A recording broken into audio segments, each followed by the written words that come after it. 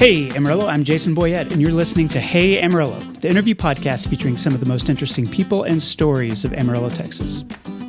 As part of this podcast partnership with Brick & Elm magazine, I want to give a podcast shout out to Advanced Dentistry of Amarillo, Amarillo Botanical Gardens, Selena Fogg, CPA, and Wealth Management at First Bank Southwest.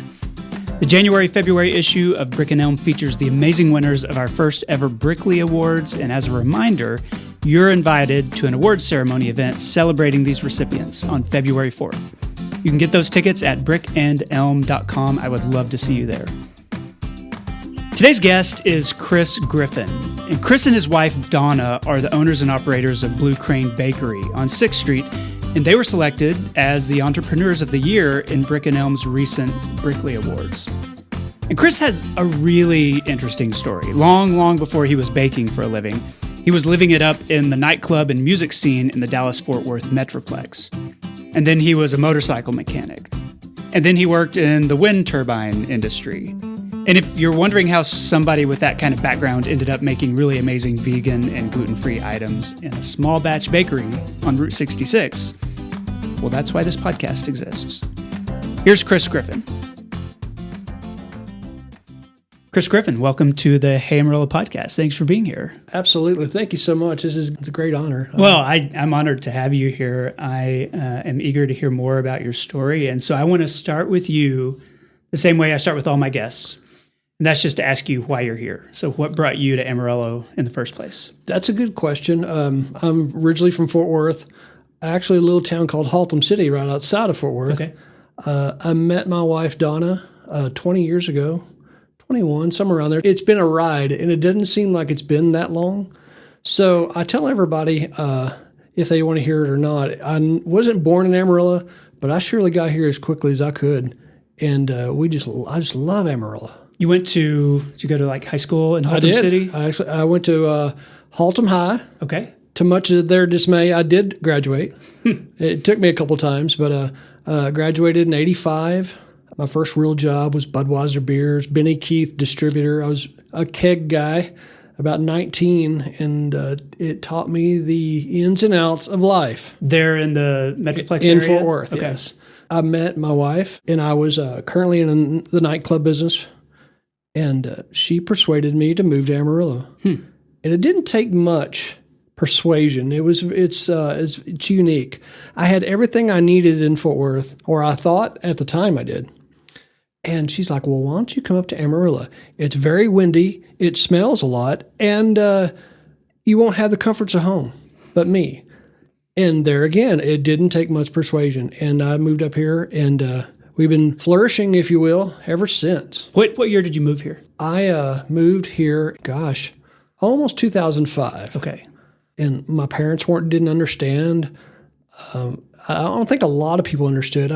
I was also a motorcycle mechanic, and I lived that lifestyle. So I had a lot of friends that I hung out with. I shouldn't say for better or worse, but we lived that lifestyle. And for me to just uproot and move to Amarillo was crazy in some respect for a lot of people. And my parents understood. They knew that I needed to change my life, but they didn't know what that entailed with me moving here. I packed a U-Haul one day, and Donna came out to meet me. And off we go down 287. Mm-hmm. And that was probably my only third time to go down 287. Really? I've been down that 287 a lot more Even than as a now. motorcycle guy, you just hadn't come this direction. I never came this direction. My sister, Jenny, lives here, and I came up with my parents in the mid-90s. And I remember it being so different from what it is now. Mm-hmm. Now, having said, that was a good close to 30 years ago when I came up with my parents to see my sister. 20 years down the road, when I moved here, it's a lot different now than it was then. Yeah. And I think that is a positive turn. Amarillo, I understand I'm still a rookie. I remember asking my wife, is it always windy here? And I remember she had a little sigh on her face, like, oh my gosh, if the wind is going to be the deal breaker, I must lie at this time. But she didn't. it's been quite a journey up to this point, and I suck every minute of it up. Okay, so I want to hear a little bit about your career there in Fort Worth. Sure. Because you've already mentioned motorcycle mechanic, you've mentioned working for Bud, you've mentioned nightclubs. Yes. Was that part of a plan? Is that kind of things you just fell into? Like, did you know what you wanted to do with your life when you were in high school? Absolutely not. Absolutely not. I still at this time wonder what the next day brings. Jokingly, of course. But, I fell into the beer industry. My grandfather was from St. Louis. So he had friends at Budweiser, Anheuser-Busch Budweiser, in St. Louis, Missouri. Well, I get a call. Would you like to work here? And I did. I was there about 3.5 years, and it feels like an eternity when you're at that age. But it was nothing planned.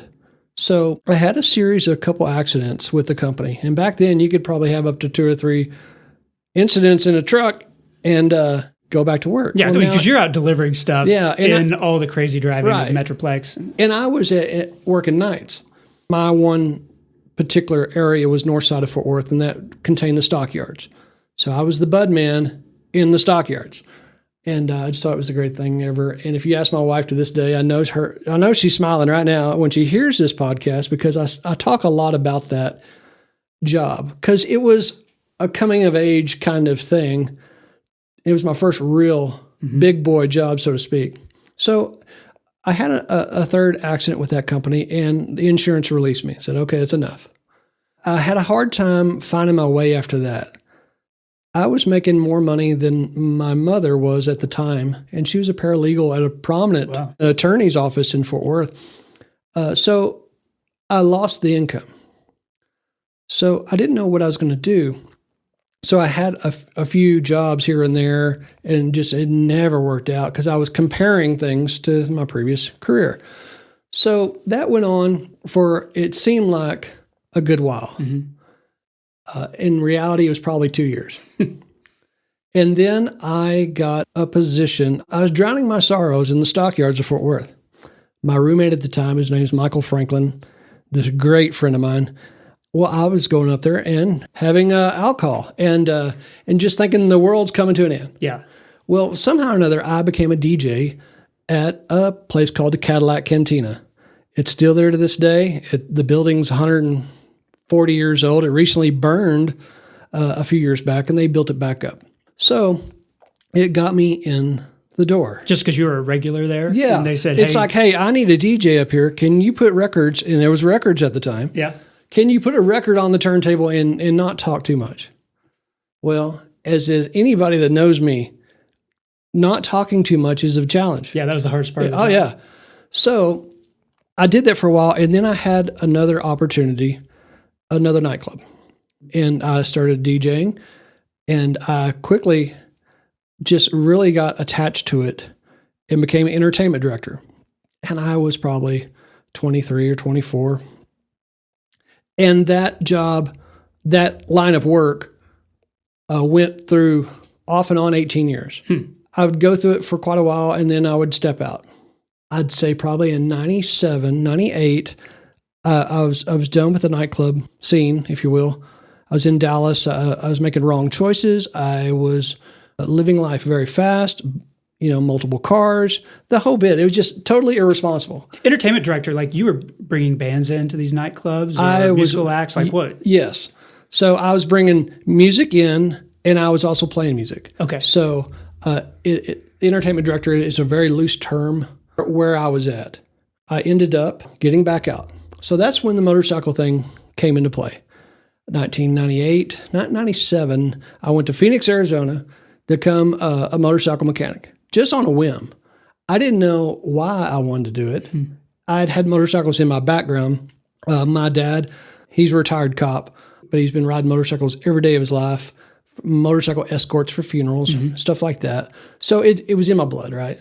I knew I needed to do something else because I couldn't go on the path that I was going much longer. I was getting caught up with excess and just the whole thing. So I went to Phoenix to Motorcycle Mechanics Institute.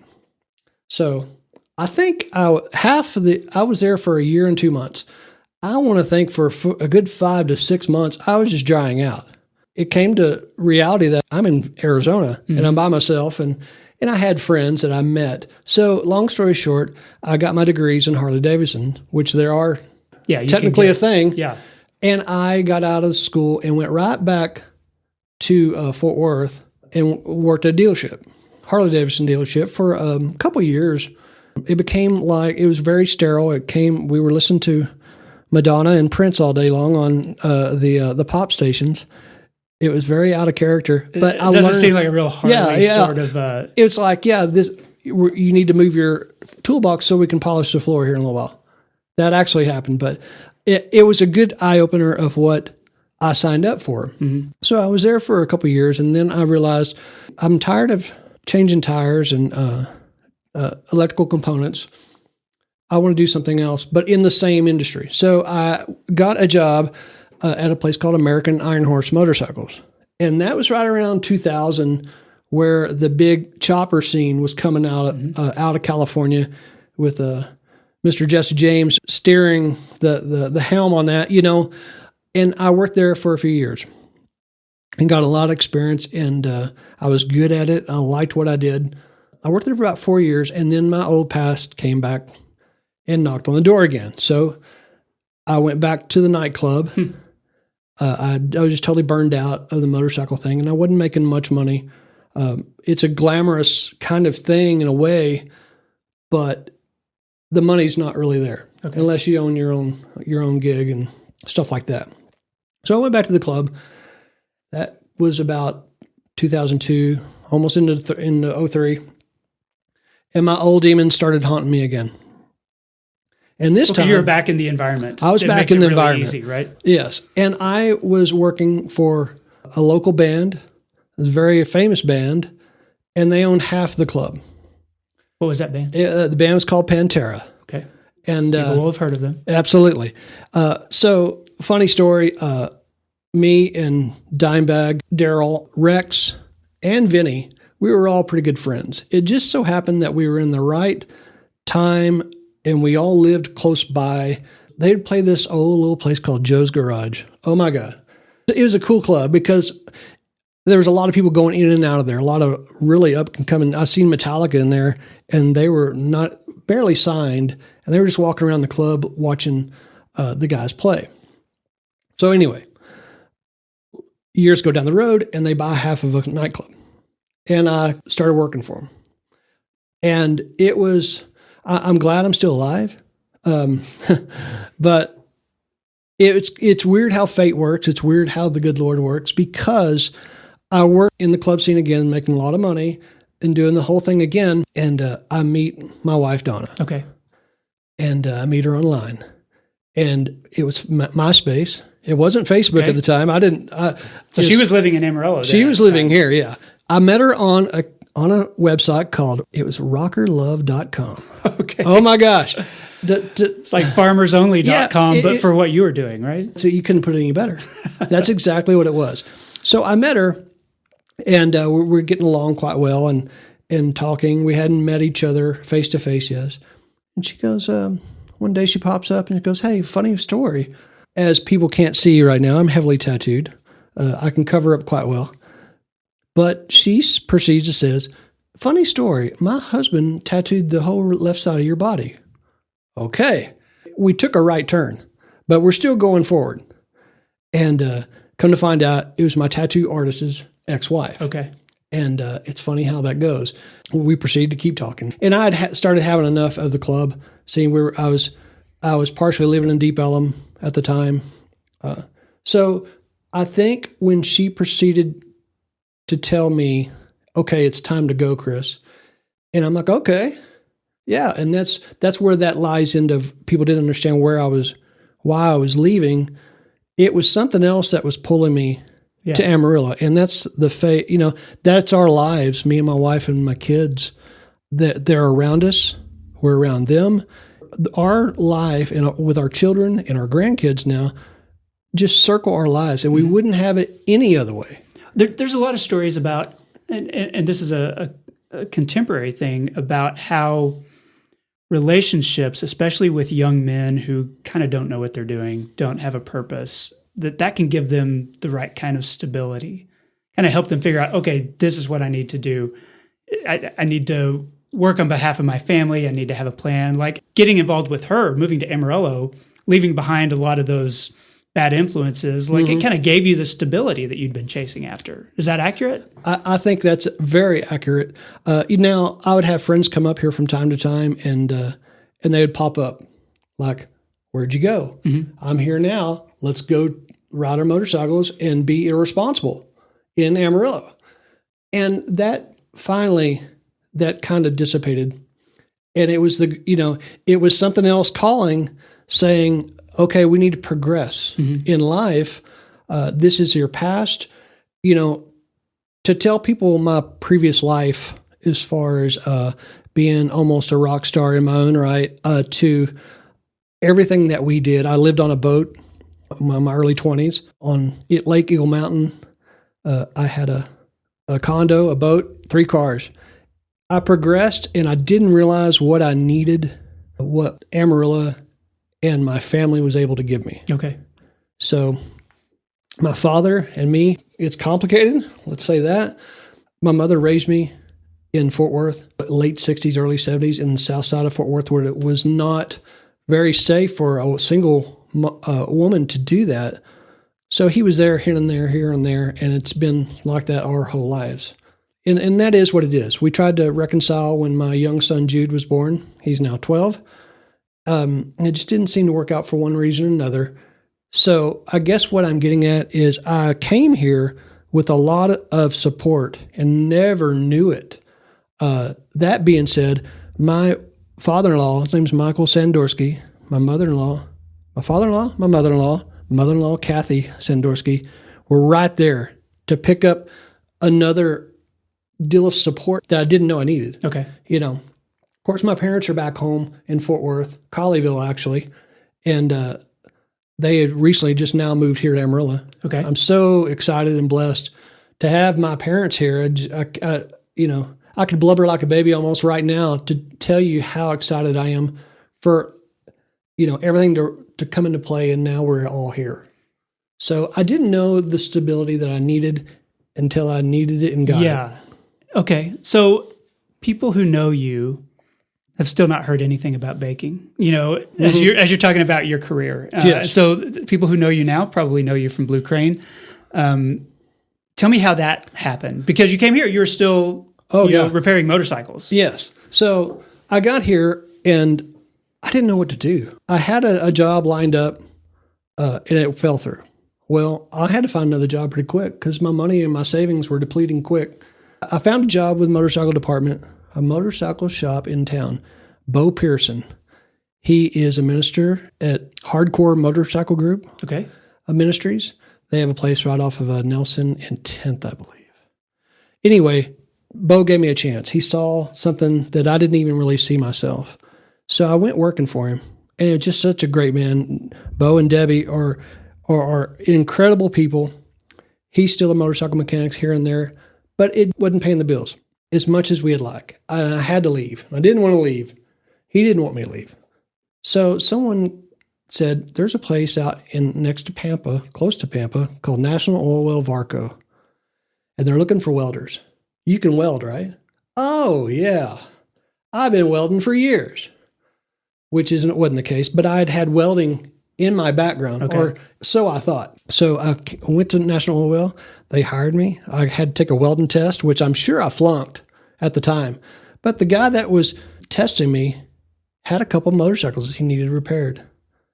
This may or may not be true. That's what I had heard. I never saw a motorcycle. To be on his side, that never came about, but they gave me a chance. And we were building mobile oil rigs. And I started there 05, probably, 06 maybe. Well, I excelled in it.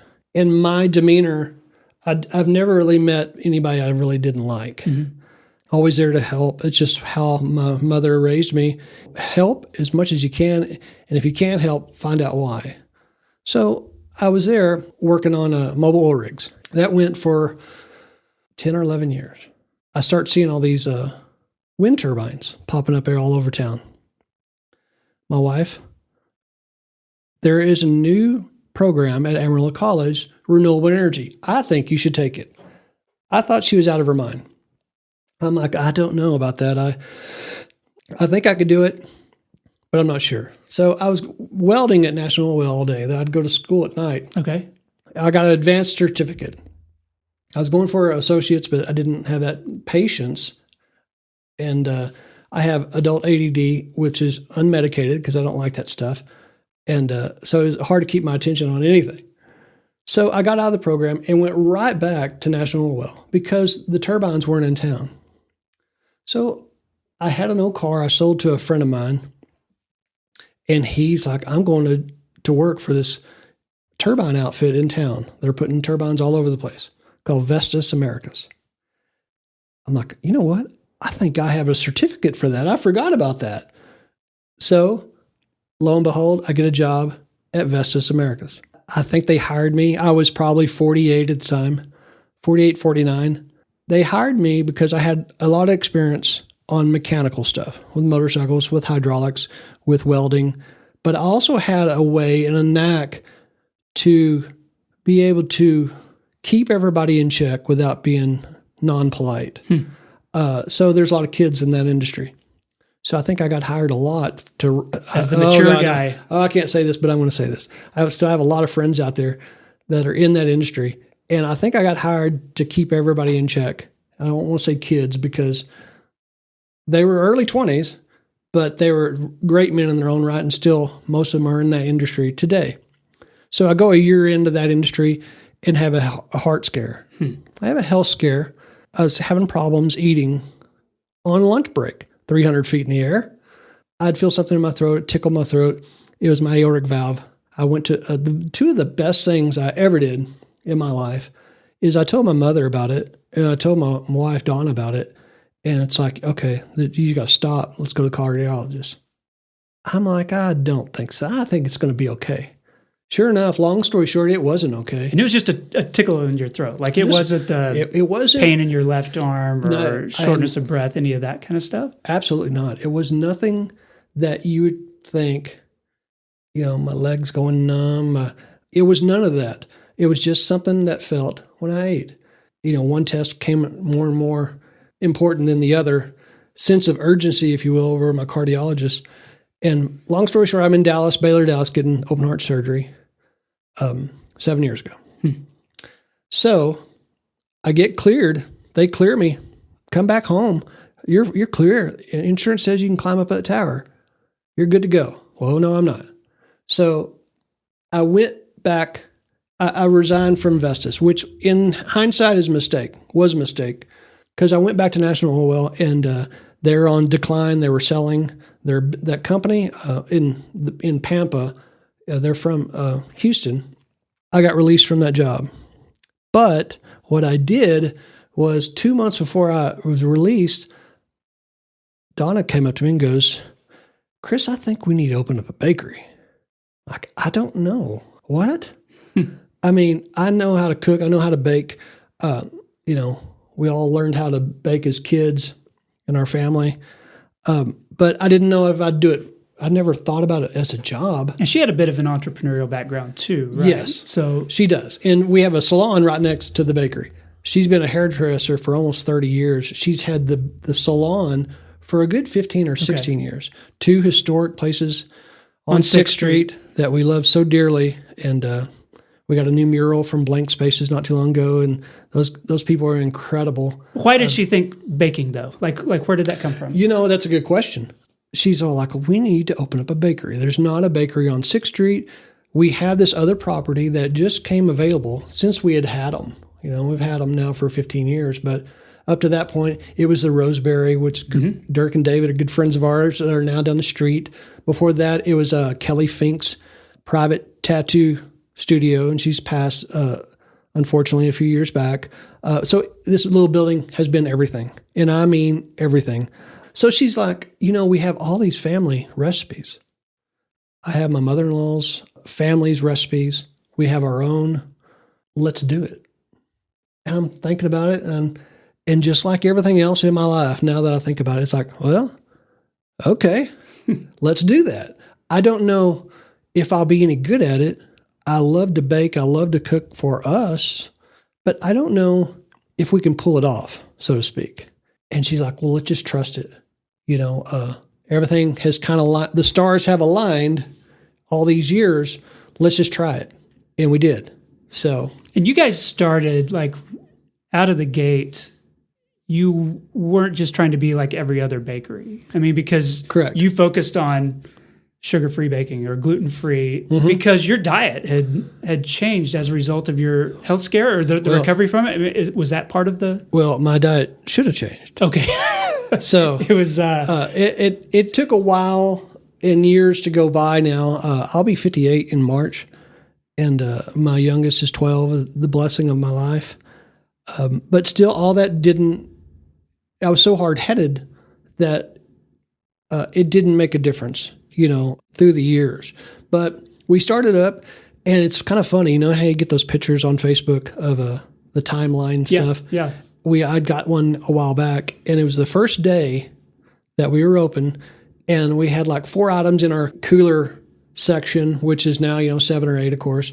We had sugar-free and gluten-free, but we didn't have vegan gluten-free at the time. So it was very sporadic. We had a couple trays of the same item, and the cookies on the other side were the same way. So we didn't know really how it was going to go. It took a while. It didn't take a while to really get it off the ground. It seemed to go off effortlessly there right off the bat. So, okay, here we go. We had other bakeries that were coming in, checking things out, and we had a lot of the neighbors in San Jacinto area coming through. And that's a big thing to this day about San Jacinto neighborhood. It's so incredible, and there's so many good people in that little community. It predates Amarillo itself. Yeah. We're a block off of 7th Street where the trolley train had its stopping point, and they turned around and went back to downtown area. So we found out what worked, what didn't work, what we needed to do, how we needed to do it. And that was kind of bumps and scrapes along the way, too. The word got out we were doing, what we were thinking was, okay, we're doing keto items. Anybody on the keto diet, come on in. We have sugar-free, gluten-free. Because that was back when that diet was really starting to blow up. I mean, people were talking about that. Absolutely. And I had no idea in my head, and I'll admit this, that I didn't consider diabetics. I wasn't a diabetic. Nobody in my family was diabetic. And it took a couple people to really come in and say, hey, I don't care about this keto thing. I need it for my overall health and longevity because we're getting left out of the party, so to speak. And then we had kids come in. I remember a couple little twin girls came in one time, and they were looking for a cupcake because they had never had one. And they were going to a party. They had heard that we had keto. And that week we had just happened to have cupcakes. And, they started crying. Well, I started crying. Because finally they had something that they could eat. They had something. And then I'm like, oh, wait a minute. That's really what's important to me, is to help people out. We're not solving anything miraculously or nothing like that, but we're able to let people enjoy their lives along with others. And then we added vegan gluten-free. And we're starting to get a lot of people in this town. A lot of people are becoming celiac. Gluten issues, dairy issues are a big thing now. We have more people come in now for vegan gluten-free than we do sugar-free. But it's still all in thirds, so it all kind of balances out quite well. It's just been going, and we just do what we do. One of the things I hear from bakers, and this may just be somebody at home, is that it's hard to replicate the taste of a traditionally baked cookie if you're trying to make it gluten-free, if you're trying to make it sugar-free, if you're trying to, to meet these different dietary needs, that there's a lot of problem solving in that. Yes. And I people who think, well, it's strange that this guy who was a motorcycle mechanic is now baking, these things. But there's a similar problem solving. You've got all the parts, but you've got to make them work together. Does that feel accurate to you as a way to describe it? That's very accurate. one of my running jokes in the bakery is like, I really got tired of welding for a living. I loved it, but you know what? I sure got tired of burning myself for a living. So now I burn myself for a living still, so it's different. And I have a lot of people that come in and ask, man, was your old life. You're baking now. What's that all about? Well, I really can't tell you. It was a calling, and it seems to be working just great. As far as replicating like a standard chocolate chip cookie, vegan, gluten-free with no dairy, no eggs, no butter, no dyes. That's all the good stuff, right? Yeah, as some would say. And my stepson Nigel McKinley is just, I met him when he was 9 years. Oh no, I met him when he was 6 years old, and he just turned 26. And he's one of my rocks, man. He's there baking with me every day. He does all the vegan, gluten-free. We share responsibilities half and half on the sugar-free, gluten-free, and I do all the regular traditional sugar and flour.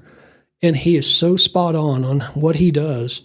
He's on the spectrum a little bit, a little autism going on, but I think that is in his favor because he makes things so incredible. And people just come in and just cannot seem to have enough of his oatmeal cream pies or the streusel bar. It's just, people come in and they don't see it in the window. Their face goes down because they're really expecting, those treats, and they impact them on that level. And Nigel's like, oh, I'll just make another one. Yeah, sure. Yeah, but what he does is so incredible. And to replicate taste, and the recipes are pretty down. All our sugar-free is not our family recipes. We got them online, just a lot of sugar-free bakeries do. Sure. And we tweak it. The same with vegan.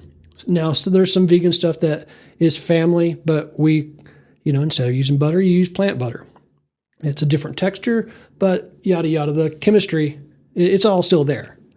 So we're able and lucky to be able to replicate that, and people just love it. I want to ask to close out this section. Blue Crane has been recognized in the Brickley Awards for your entrepreneurism, for the way that you serve the community, not just with food, but like just community involvement, all that stuff. You're very involved in the San Jacinto neighborhood. I wonder if you look back at where you were in the 90s, what you're doing, and then think of where you are now and the work that you're doing, in the neighborhood on 6th Street at Blue Crane. Like, does it feel like a surprise to you, or does it feel like maybe the culmination of a lot of things? That's a good question. When I was in my earlier days, I thought I had what I needed. I mean, it was on top of the world, is what I thought. Trips, let's go on trips. Let's go snowboarding. Let's go Hawaii, whatever. Let's buy another car. All this material stuff that just thought that's what it was about. And now, looking back years later now, decades later, that what we do, me and my wife, my son, my daughter too, Tabitha, what we do on 6th Street is so much more important and fulfilling than anything I ever done before. Absolutely. I don't say no. Mm-hmm. We have a growing homeless problem in town. And there's a lot of great organizations that are helping them out. But I can't turn anybody away, man. Yeah. I save everything and I give it all away. Stuff that we can't sell. This last cold snap, I had an extra sleeping bag. Me and my young son are avid Boy Scouters. We are in Troop 80, the oldest troop in town. So we had extra camping gear, and I knew this guy was walking around and he hardly had a jacket. So I gave him a jacket and a sleeping bag and gave him the Coming Home program number. Mm-hmm. I've been able to help a couple guys off the street. I don't tell that to too many people because I don't want to say, well, look at me, what I do, because I don't do it for that. One thing I do and have done since day one is I had a lot of kids coming around, and some kids with no shoes, some kids runny noses, dirty clothes, and for one reason or another, that's their own family journey. But they were coming around, and I knew they were hungry. Like, okay, well, I got cookies. But I soon found out that they were coming around a lot. So I came up with this thing. It's like, okay, every month when you get your progress report, or your report card, you come see me. And if it's good enough, or if I think it's good enough, here, Mr. Tough Guy talking, and I always give in, I'll give you a few cookies for good grades. And that kind of took off. Now, I don't tell too many people about that. Now I'm on podcasts. Yeah, I was going to say, people will hear it everybody's going to know, and that's okay. And I have a lot of local kids that come around and let me know that they're doing good. And a lot of they write me a lot of thank you cards and Christmas cards, and that's important. And I never really understood. I never really gave it much thought as far as notoriety or anything like that. That's whatever to me. But it was helping them out, and then people were noticing. So Sam Houston comes knocking. Sam Houston Middle School. Mm-hmm. The principal comes and sees me.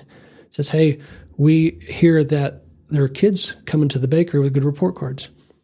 And some of these kids have been problem kids, and their grades are coming up. And it seems like they're it gave them a pep in their step." That's really that's awesome.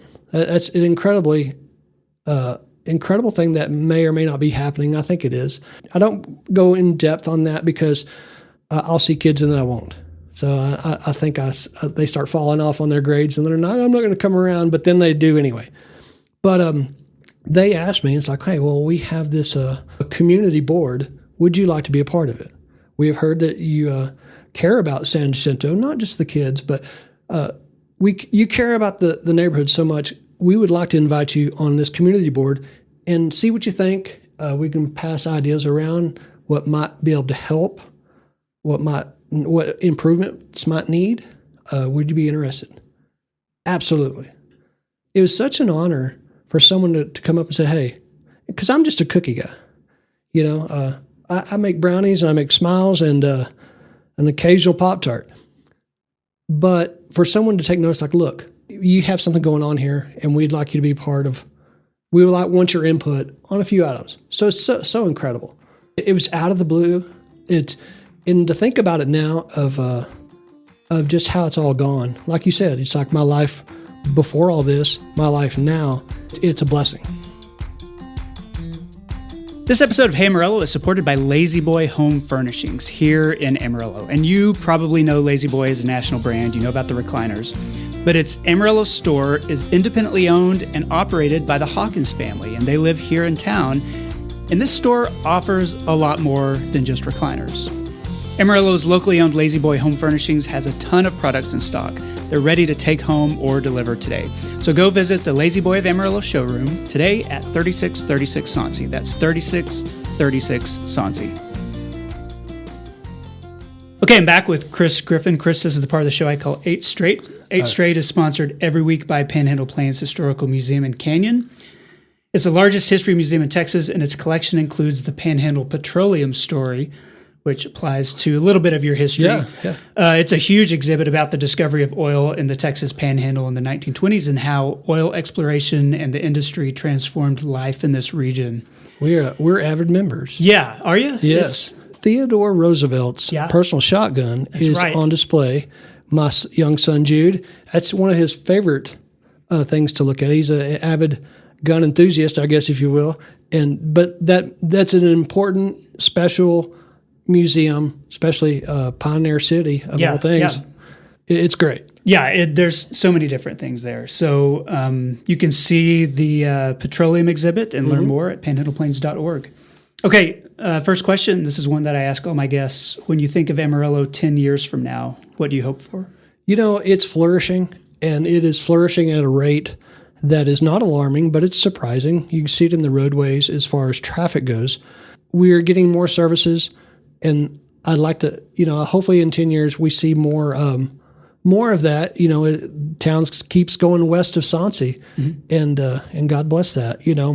More goods and services. I know my wife is waiting anxiously for an HEB grocery store. A lot of people. Yep. And just overall growth and patience and understanding. That's for sure. Yeah, I hear that. Okay, other than wind, what does this area have too much of?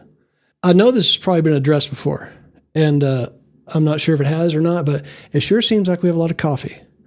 And I love coffee, and there's a lot of coffee shops. Yeah. and a lot of car lots, a lot of coffee, banks we need.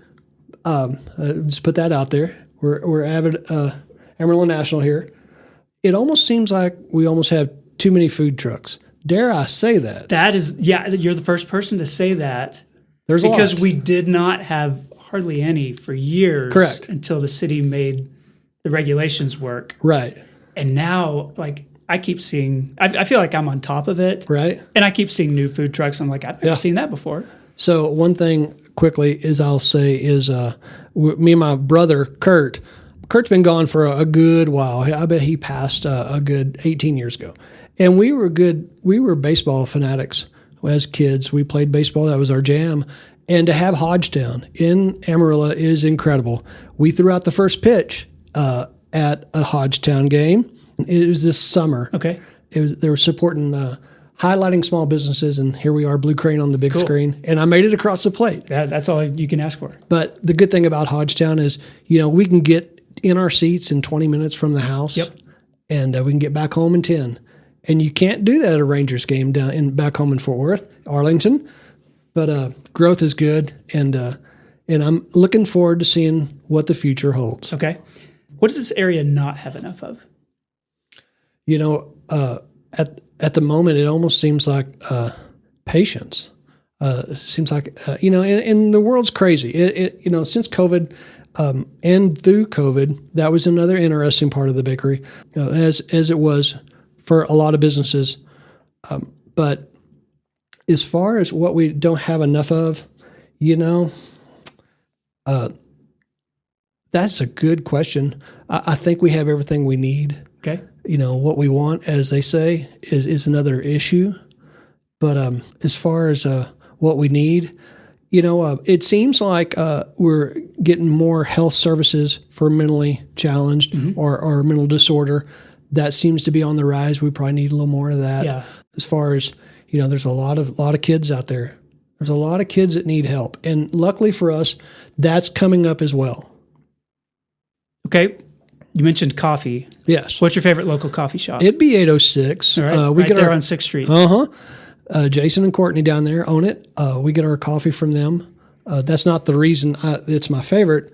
I love it that we can all get together on 6th Street for our own, if we have street parties, if we have street events, pop-ups, what have you, that we can all get together. They know they can come to me for gift certificates. I know I can go to them for the same.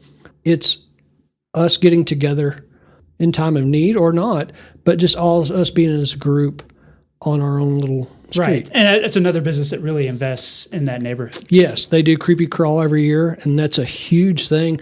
I think they went through, there's no telling how many bags of candy they went through. Courtney and I were talking about that not too long ago. It was crazy. I send a lot of people there. Yeah. We have a lot of out-of-towners. I never really realized how many European and Asian travelers we have that come through until Amarillo. you were on 6th Street. Until we're on 6th Street. And I send a lot of people down there for cappuccinos and some stuff I may or may not do. And if they need a good burger, I always send them to the Golden Light. There's a plug right there. Other than so let's move to the next question. Other than Blue Crane, what's your favorite local restaurant? That's a good question too. We have several, as you can tell by my protruding belly. We like to eat a lot, but less so than it used to be, though, right? Yes. Well, pre-heart attack, or absolutely, yeah, or we would like to think so. We like El Daco's a lot. It's a little Mexican food place, mom and pop without the pop. Right down the street. It's mom and her daughter, and it's right down the street from us. The Berceros family, they have several restaurants in town. El Tapatio, let me tell you about that. They have a place on 34th and Coulter, and one on Jim Lake. And you can go there for the best breakfast in town. My gosh. And they're good family people. Sushi, that's a whole, we go to Young's. We like going down to Young's and Valor. For Italian. So it depends on where we're at. Okay. Now, if it's barbecue, and I'll make this statement right now, it's Tyler's all the way. Okay. Ranked 5 in the country and just happens to be here in Amarillo. He's an incredible guy. He puts out barbecue like you would not believe. Tyler's is the best. Let me say that. Mitch's Barbecue, toot and totem. Surprisingly, incredibly awesome. Yes, it's great.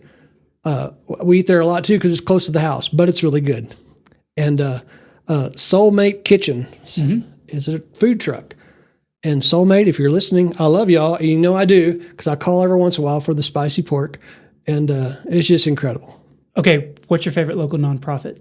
CASA really comes to mind. CASA, Amarillo Angel. Amarillo Angel deals with foster, and CASA deals with children. And I cannot think of a more incredible way to go through life is to help kids. CASA, we're doing something with them, not end of the month, a giveaway for them. So I'm making a lot of treats for them. They're having an open house, I believe. But if it's not that, it's Golden Spread, Boy Scouts of America. Like I said before, we're Boy Scouts ourselves.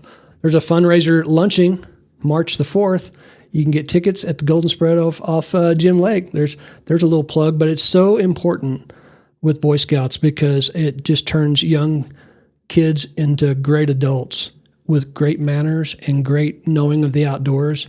Those are just a handful. I know there's a lot more. Discovery Center. I mean, come on. Yeah. They do such great work too. So yeah, there's so many out there that at times I'm like, I think I need to give away more cookies.